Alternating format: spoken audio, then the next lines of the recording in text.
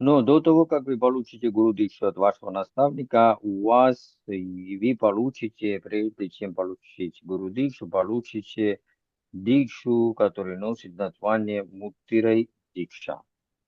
அந்த முத்திர தீசையை ஜாதகாகத்தாங்க ஸ்ரீபஸ்ரீ மித்ரானந்த தேவன் மூலியமாக அந்த முத்திர தீசையை பெறக்கூடிய வாய்ப்புகளும் ஜாதகைக்கு உருவாகும்.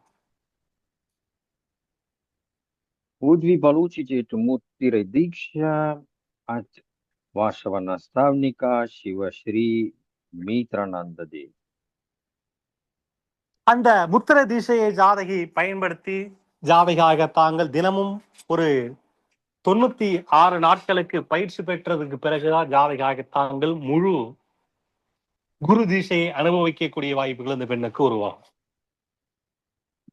என்ன பண்ணணும் முத்திர தீட்சை வச்சுக்கணும்? முத்திர தீசை ஏதாவது கொடுப்பாரு இவரு, அந்த முத்திர தீசைய பயிற்சி பண்ண சொல்லிருக்காங்க.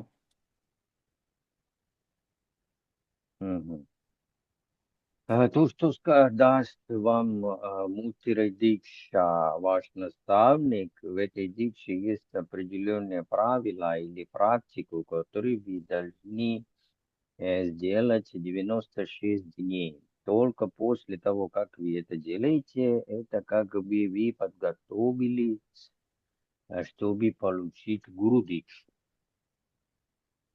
ஜாதகாக தாங்கள் அந்த முத்திர தீசையை ஜாதகாக தாங்கள் தினமும் பயிற்சி பெறதுனால உடல் ஆரோக்கியமும் மன தெளிவும் அடைந்து எதையும் நிதானமாக செய்து அதில் வெற்றி காணக்கூடிய தந்திரங்களை அறியக்கூடிய வாய்ப்புகளும் உருவாகும்.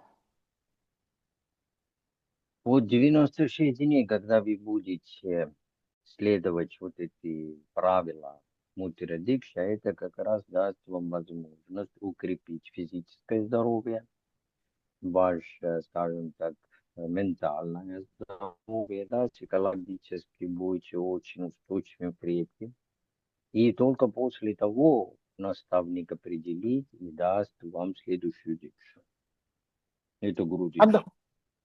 அந்த முத்திர திசையை ஜாதகி பயன்படுத்தி தியானம் செய்யக்கூடிய காலத்துல மன அமைதியும் ஜாதகிக்கு கிடைக்கும்.